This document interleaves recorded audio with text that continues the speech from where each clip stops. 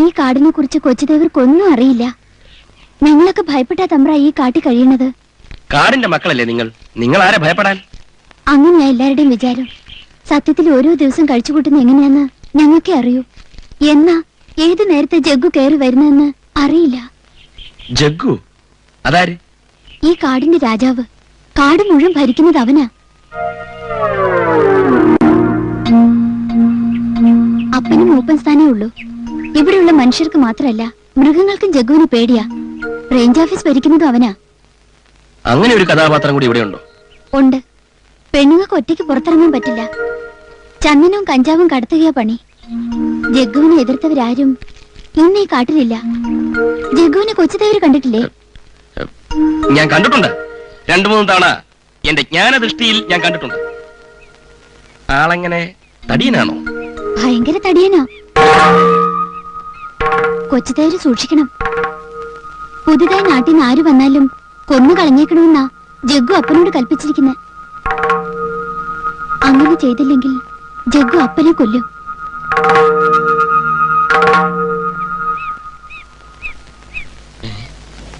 ഓം രാമം ദശരഥം വിദ്ധിമാൻ വിദ്ധി ജനകാത്മജാം.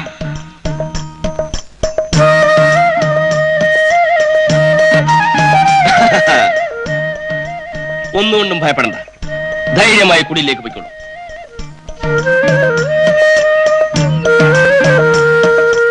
എഴുന്നേൽക്കൂ മകളെ. ധൈര്യമായി കുടിയിലേക്ക് പോയിക്കോളൂ.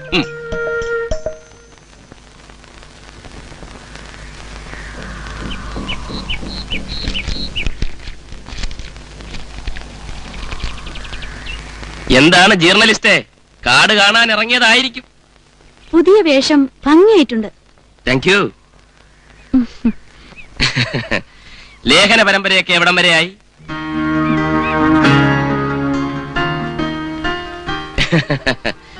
ഞാൻ എങ്ങനെ അറിഞ്ഞു എന്നായിരിക്കും. ദൈവത്തിന് അറിയാൻ വയ്യാത്തതായി ഒന്നുമില്ല. ദൈവത്തിനറിയാത്തത് ചിലപ്പോ മനുഷ്യർക്കറിയാവുന്നിരിക്കും. അങ്ങേരെ വിറ്റ് കാശാക്കുന്ന കാര്യം നാട്ടുകാരുടനെ അറിയും. ബുദ്ധിമുട്ടാ. കാട്ടിൽ നിന്നൊരു മാറ്റർ നാട്ടിലെത്താൻ വളരെ ബുദ്ധിമുട്ടാ. അഥവാ എത്തിയാൽ തന്നെ അത് പ്രസിദ്ധീകരിക്കാൻ അതിനും ബുദ്ധിമുട്ടാ. ദേ പെങ്കൊച്ചേ, ഇവിടെയൊക്കെ നടന്ന അതും ഇതൊക്കെ എഴുതാതെ ഉടനെ സ്ഥലം കാലിയാക്കാൻ നോക്ക്. ആണുങ്ങൾക്ക് ചെയ്യാൻ കഴിയാത്ത ഒരു കാര്യവും തൽക്കാലം ഒരു പെണ്ണും ചെയ്യാൻ കഴിയില്ല. കഴിഞ്ഞ ഉപദേശം. ആണാര പെണ്ണാരെന്ന് നമുക്ക് പിന്നെ കാണാം. ഏതായാലും ദൈവത്തിന് നല്ല സമയം. മദ്യം, കാട്ടുപെണ്ണ്. അസൂയപ്പെട്ടിട്ട് കാര്യമില്ല മോളെ. അനുഗ്രഹം വേണമെങ്കിൽ വന്നോളൂ, തരാം.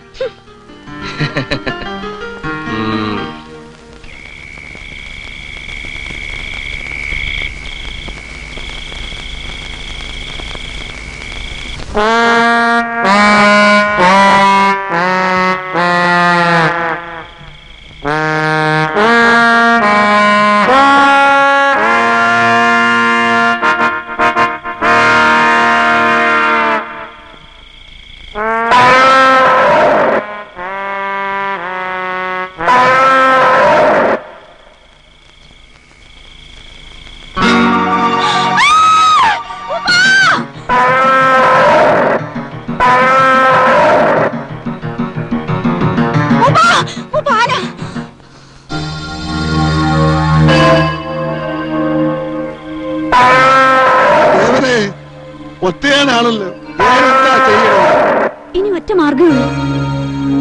നിങ്ങളുടെ കൊച്ചുദേവരോട് ചെന്ന് പറ. കൊച്ചുദേവര് വിചാരിച്ച ഒരു കാട്ടാനും ഓടിക്കാൻ വല്ല ബുദ്ധിമുട്ടുണ്ട്.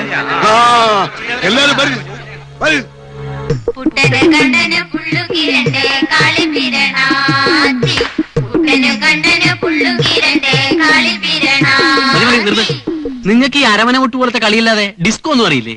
ഇതുപോലെ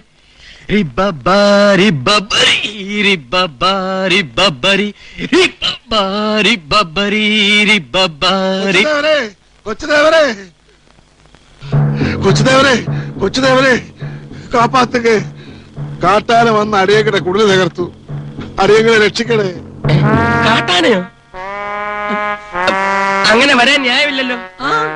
ഇവരുടെ കൊച്ചുദേവർക്ക് ഇവിടുത്തെ മനുഷ്യരെയും അവരുടെ കുടിയും രക്ഷിക്കാനുള്ള ചുമതല കൂടിയുണ്ട്. ഉണ്ട് ഉണ്ട്. കൊച്ചുദേവരല്ലാതെ പിന്നെ ആര് രക്ഷിക്കാൻ? ആട്ടെ, നിങ്ങൾ അവിടുന്ന് പോരുമ്പോ ആന അവിടെ ഉണ്ടോ അതോ പോയോ? ഉണ്ട്. മക്കളെ പരീക്ഷിക്കരുതേ. അപ്പൊ പോവാ അല്ലേ? അതെ.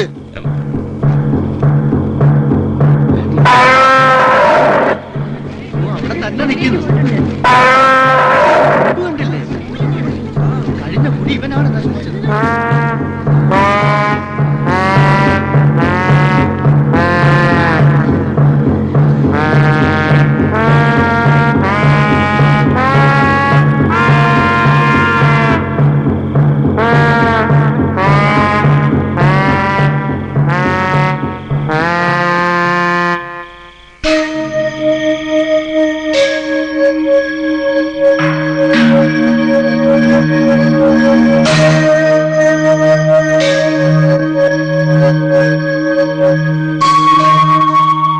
ദേവരെ രക്ഷിക്കണേ, അടിയനെ കാത്തുകൊള്ളണേ.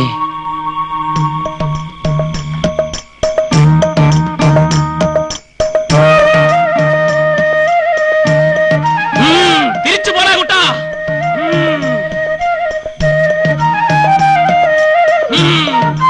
പോയി കാണിയാണ്. ഞാനാ പറയുന്നത്. എന്നെ നിനക്ക് ശരിക്കറിയില്ല. ഞാനാണ് പറയുന്നത്. ഓ പോയി കാണിയാണ്. ഞാൻ ഈ കാട്ടിലെ കൊച്ചുദേവനാണ്.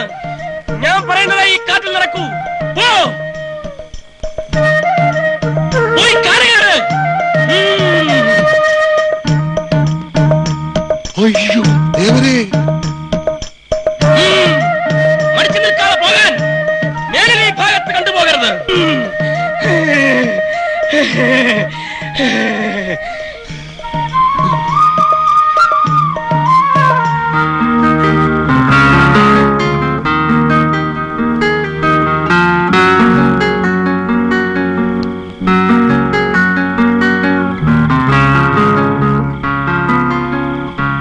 ദേവരെ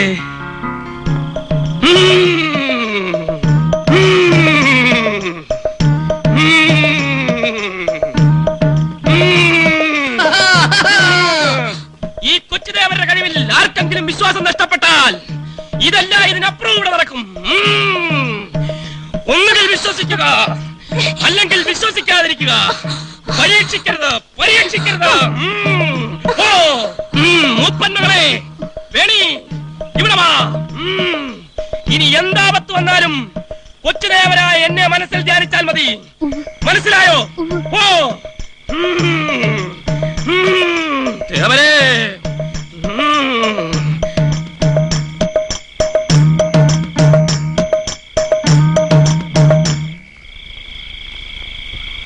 നിങ്ങൾ പറഞ്ഞ പോലെയൊന്നും ആന ചെയ്തില്ല. എങ്കിലും പറഞ്ഞ 50 രൂപ കൂടുതലുണ്ട്.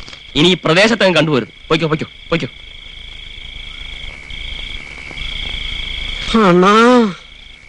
അരപ്പണി ആശാനെ അറിയിപ്പിക്കരുതെന്നാ.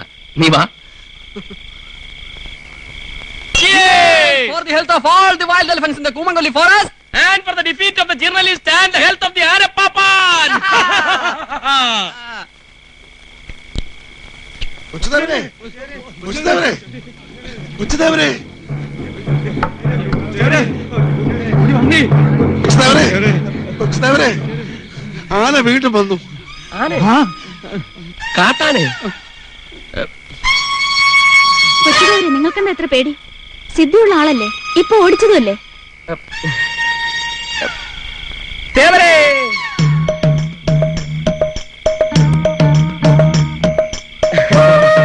വലിയ ദേവരെ ആനയുടെ രൂപത്തിൽ വന്നിരിക്കുക. അനിയൻ കുഞ്ഞെ, നീ പോയി നോക്കിയാ മതി. വലിയ ദേവർക്ക് ചെറിയ ദേവരോട് പേഴ്സണൽ ആയിട്ട് എന്തെങ്കിലും പറയാൻ കാണും. അപ്പോ കൊച്ചുദേവർ നേരിട്ട് ചെല്ലുന്നതാണ് നല്ലത്. അപ്പൊ പിന്നെ പോകാല്ലേ? നമ്മളവിടെ ചെല്ലുമ്പോ ചിലപ്പോ ആന പോയി കാണുമല്ലേ? എന്നാലും പോകാം.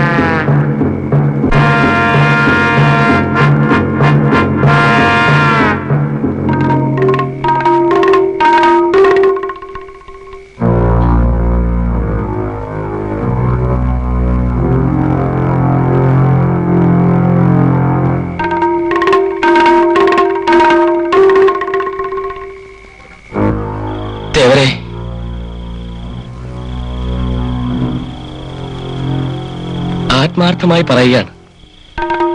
പല സന്ദർഭങ്ങളിലും ഞാൻ അറിയാതെ എന്നെ കാത്തുരക്ഷിച്ച നീ ഇത്തവണ കൂടി എന്നെ രക്ഷിക്കണം.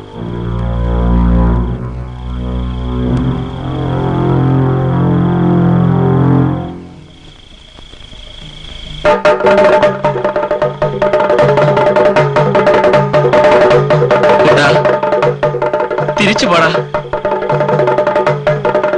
മാനം രക്ഷിക്കാൻ വേണ്ടി എന്റെ ജീവൻ മരണ പോരാട്ടമാണ്. തിരിച്ചു പോടാ കുട്ടാ, തിരിച്ചു പോ. പോടാ, പോയി കാറിയാറ്. പോടാ.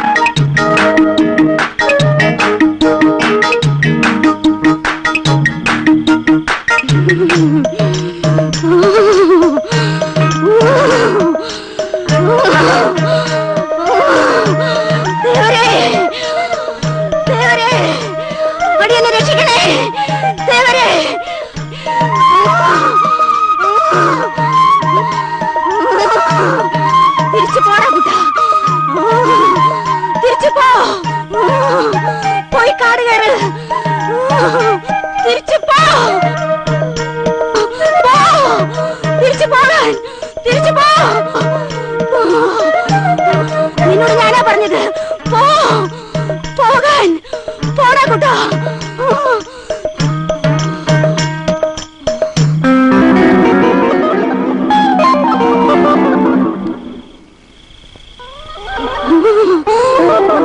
തെളിയിക്കും, തെളിയിക്കും. കൊള്ളത്തിന് ഞാൻ തെളിയിക്കും. കൊച്ചുദേവരെ പരീക്ഷിക്കരുത്. കൊച്ചുദേവരെ പരീക്ഷിച്ചവരാരും തന്നെ ജീവിച്ചിരുന്നിട്ടില്ല. താമസിക്കാനുള്ള സൗകര്യം വന്നപ്പോ എനിക്കിട്ട് പാര വെക്കുന്നു. പരീക്ഷണം എന്നോട് വേണ്ട. തെളിയിക്കും, തെളിയില്ലെങ്കിൽ തെളിയിക്കും, മഷിയിട്ട് തെളിയിക്കും. മൂപ്പന്മകൾ വേണി. ആരെ വന്നപ്പോൾ നീ എന്നെ ധ്യാനിച്ചോ? എന്നാൽ നീ ധ്യാനിക്കുന്നതിന് ഇവളെന്നെ ധ്യാനിച്ചു. അനാവശ്യം പറയരുത്, മിണ്ടിപ്പോകരുത്. ഇതുവരെ നിന്റെ ശരീരത്തിൽ കുടികൊണ്ടിരുന്ന എന്റെ ആത്മാവാണ്. ഇപ്പോൾ നീ വെറും ശരീരം. ഞാൻ കൊച്ചുദേവൻ. Success, everything success. ഇപ്പോൾ മനസ്സിലായില്ലേ? ഞാൻ ഇവിടെ ഇല്ലെങ്കിലും എന്നെ മനസ്സിൽ ധ്യാനിച്ചാൽ കാട്ടാന പോകുമെന്ന്, ആപത്ത് മാറുമെന്ന്. ആർക്കെങ്കിലും സംശയമുണ്ടോ? ഞങ്ങൾക്ക് ആർക്കും ഒരു സംശയവും ഇല്ലേ? മൂപ്പര് സംശയമുണ്ടോ? ഇല്ലേ? ഇല്ല.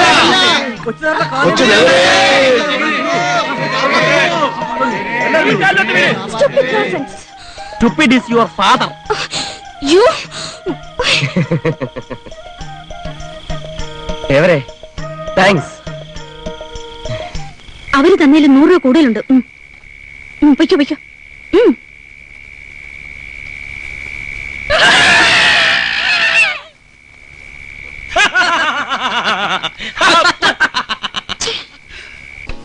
മൂപ്പന്റെ ഓർമ്മയിൽ അടുത്ത കാലത്ത് ഇങ്ങനെ ആനശല്യം ഉണ്ടായിട്ടുണ്ടോ? ഇല്ല. അതിന്റെ കാരണം എന്താണെന്ന് എനിക്കറിയാം. എന്താ കൊച്ചുദേവരെ? കുടിയിലിപ്പോ ഒരു പുതിയ പെണ്ണ് വന്നില്ലേ? അത് തന്നെ കാരണം. ആണുങ്ങളെ പോലെയല്ല പെണ്ണുങ്ങൾ. ചിലർ കയറിയാൽ ചില സ്ഥലം മുടിഞ്ഞു കുത്തുപാളയെടുക്കും. അതോ? പിന്നെ അവൾ ഒരുത്തിയായതിനെല്ലാത്തിനും കാരണം. ഇന്നലെ ഒരാനേ വന്നുള്ളൂ. അല്ല കൊച്ചുദേവരെ, 2. അത് തന്നെ, ഒരാന 2 പ്രാവശ്യം വന്നു. ഇനി അത് 2 ആന 4 തവണയാവും. നാളെയോ മറ്റന്നാളോ? ഒരാഴ്ചക്കുള്ളിൽ കാട്ടാന മുഴുവൻ ഇങ്ങോട്ടിറങ്ങും. മൂപ്പൻ എങ്ങോട്ട് പോവും? ഇവിടെ രക്ഷിക്കേണ്ടത് എന്റെ കൂടി ഒരു ആവശ്യമാണ്. അതുകൊണ്ട് ഇന്ന് തന്നെ മൂപ്പൻ അവളെ പറഞ്ഞു വിട്ടോണം. കൊച്ചുദേവര് പറഞ്ഞിട്ടല്ലേ അടിയൻ ആ തമ്പ്രാറ്റിയെ ഇവിടെ താമസിപ്പിച്ചത്? അതെ, പക്ഷെ അത് വലിയ ദേവരുടെ കൽപ്പനയായിരുന്നു. ഏതായാലും ഒരു കാര്യം ചെയ്യാം. ഇന്ന് രാത്രി തന്നെ ഒരു പ്രാർത്ഥനാ യോഗം വിളിച്ചു കൂട്ടണം. യോഗത്തിൽ വെച്ച് വലിയ ദേവരോട് ഞാൻ തന്നെ നേരിട്ട് ചോദിക്കാം. അദ്ദേഹം അരുൾ ചെയ്യുന്നത് പോലെ നമുക്ക് പ്രവർത്തിക്കാം. കൊച്ചുദേവരുടെ ഇഷ്ടം പോലെ. എന്നാ മൂപ്പൻ ചെന്നാട്ടെ. ഓ കുഞ്ഞേ, അവളുടെ ഇവിടുത്തെ പൊറുതി ഇന്നത്തേടം കൊണ്ട് അവസാനിക്കും.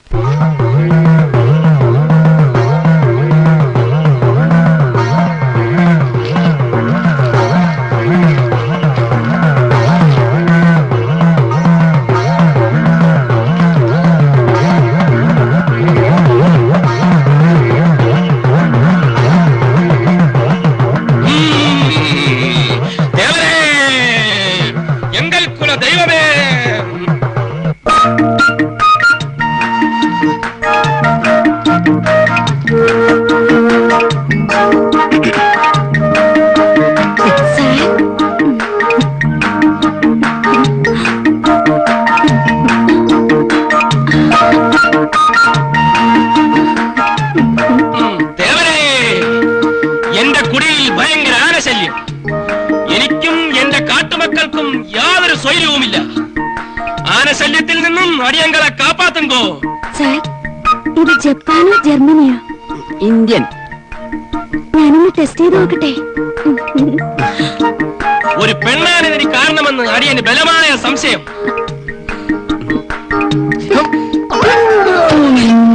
ഏതാവതൊരു മാർഗം ചൊല്ലിത്താങ്കോ.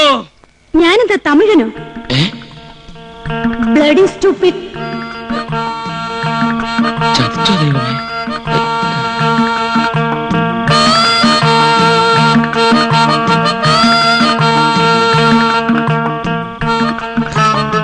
എന്താടാ നിന്റെ നാവടഞ്ഞു? ദേവരെ, അധികം പരീക്ഷിക്കരുതേ, എല്ലാം കുഴയുമേ. നല്ലതുപോലെ ആലോചിച്ചതിന് ശേഷം മറുപടി പറഞ്ഞാ മതിയേ. വത്സ, എന്താ ദേവരെ? എന്നെ പരീക്ഷിക്കാനാണോ നീ ഒരുങ്ങുന്നത്? നിന്നെ അതിനാണോ ഞാൻ ഈ കാട്ടിലേക്ക് അയച്ചത്? ദേവരെ, അടിയൻ എന്ത് തെറ്റ് ചെയ്തിട്ട് അടിയനോട് കോപിക്കുന്നേ? എല്ലാവർക്കും നല്ലത് വരാനേ അടിയൻ പ്രയത്നിച്ചിട്ടുള്ളൂ. നീ തെറ്റൊന്നും ചെയ്തിട്ടില്ലെന്ന് എനിക്ക് ബോധ്യപ്പെടേണ്ടതുണ്ട്. ആദ്യം എന്റെ പരീക്ഷണങ്ങൾക്ക് വിധേയനാവുക. വിജയിച്ചാൽ നിനക്ക് കൊച്ചുദേവരായി തുടരാം. അല്ലെങ്കിൽ സ്ഥാനം മൂപ്പന് കൈമാറിയിട്ട് സ്ഥലം വിട്ടോണം. അടിയൻ ഉത്തരവ് പോലെ. ആദ്യം നീ 2 കൈവെള്ളയിലും കർപ്പൂരം കത്തിച്ചു വെച്ച് 201 പ്രാവശ്യം എന്റെ മുന്നിൽ ചുറ്റണം. ബുദ്ധിമുട്ടാണെങ്കിൽ വേണ്ട, ഒരു 101 നാളികേരം നെറ്റി കൊണ്ട് അടിച്ചുടച്ചാൽ മതി. No compromise. മൂപ്പ, ഉടനെ നാളികേരം എത്തിച്ചു കൊടുക്കൂ.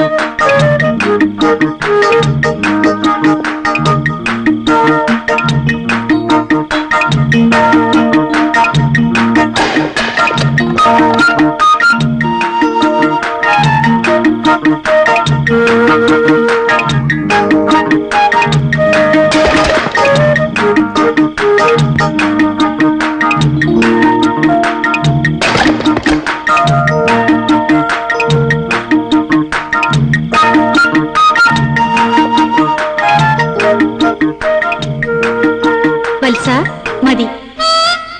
വേണ്ട, മുഴുവനും പൊട്ടിക്കാം. നിലനിൽപ്പിന് വേണ്ടിയുള്ള നിന്റെ ഈ സാഹസത്തിൽ ഞാൻ സംതൃപ്തനായിരിക്കുന്നു. Announcement over.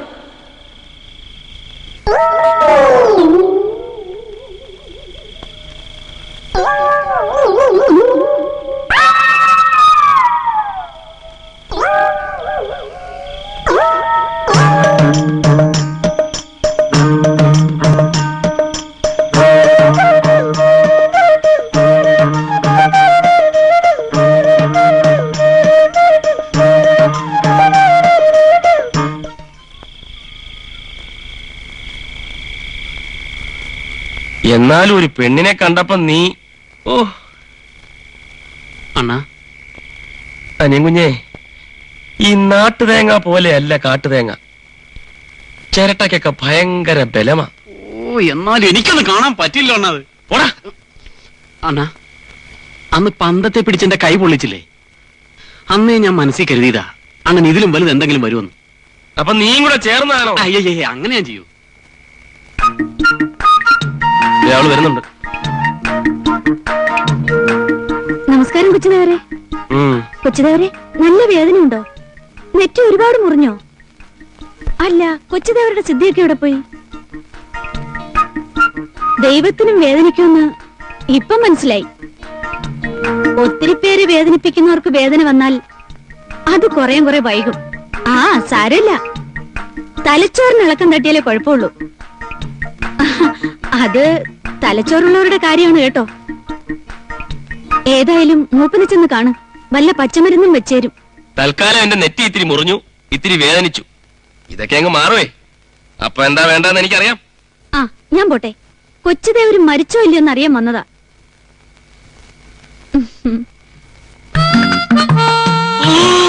അണ്ണാ കലക്കി.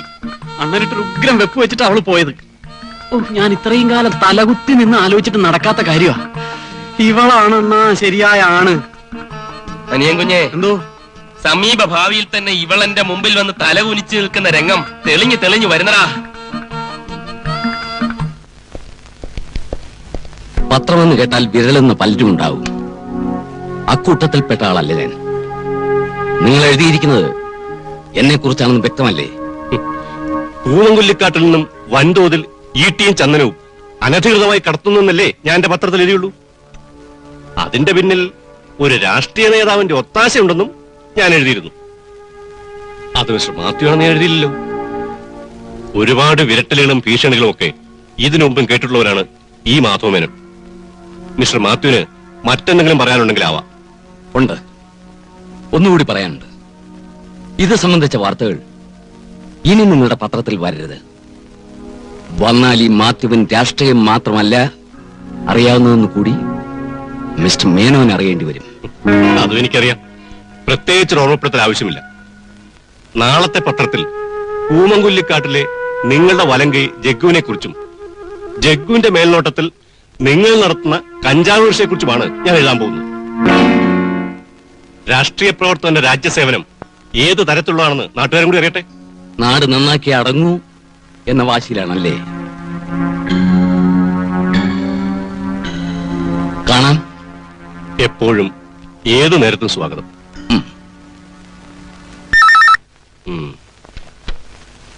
ഹലോ,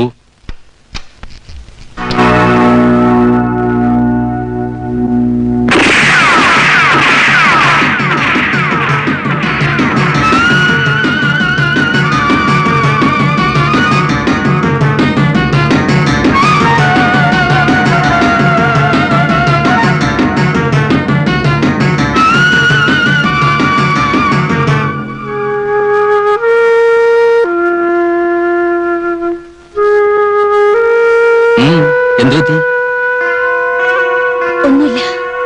ഞാൻ അയച്ച റിപ്പോർട്ടുകളൊന്നും പബ്ലിഷ് ചെയ്ത് കണ്ടില്ല. ഏറ്റവും പ്രധാനപ്പെട്ട മനുഷ്യദേഹങ്ങളെ കുറിച്ചുള്ള ആ ഫീച്ചർ പോലും. എന്തുമാത്രം കഷ്ടപ്പെട്ട് ശേഖരിച്ച ഫീച്ചർ അത്. ഇതിനു മുമ്പ് നീ അയച്ചിട്ടുള്ളതെല്ലാം പ്രസിദ്ധീകരിച്ചിട്ടില്ലേ? ഇത് കൊടുക്കാത്തതിന് എന്തെങ്കിലും കാരണം ഉണ്ടാവുമെന്ന് കരുതിക്കൊള്ളാം. എനിക്കറിയാം. സാർ എന്തെങ്കിലും ന്യായീകരണങ്ങൾ ഉണ്ടാക്കും. എത്ര കഷ്ടപ്പെട്ടാ ഞാനത് എഴുതിയെന്ന് സാറിനറിയാമോ? ഈ കസേരയിൽ ഇരിക്കുന്നതിന് മുമ്പ് ഞാനും ഇതൊക്കെ ചെയ്തിട്ടുണ്ട്. പക്ഷെ നീ അയച്ച മനുഷ്യദൈവങ്ങൾ വരാതിരുന്നത് ആ റിപ്പോർട്ട് ശരിയല്ലെന്ന് എനിക്ക് തോന്നിയിട്ട് തന്നെയാ. ആ ഫീച്ചറിൽ പറയുന്ന കാര്യങ്ങൾ അക്ഷരം പ്രതി ശരിയാണ് സാർ. ആ കൊച്ചുദേവരൻ അഭിനയിച്ച് നടക്കുന്ന മനുഷ്യൻ ചതിയനാണ്. പാവം ആദിവാസികളെ അറിഞ്ഞുകൊണ്ട് ചൂഷണം ചെയ്യുക, അവരെ കബളിപ്പിച്ച് ജീവിക്കുക. ഇതാ ഈ ചിത്രങ്ങൾ നോക്കൂ.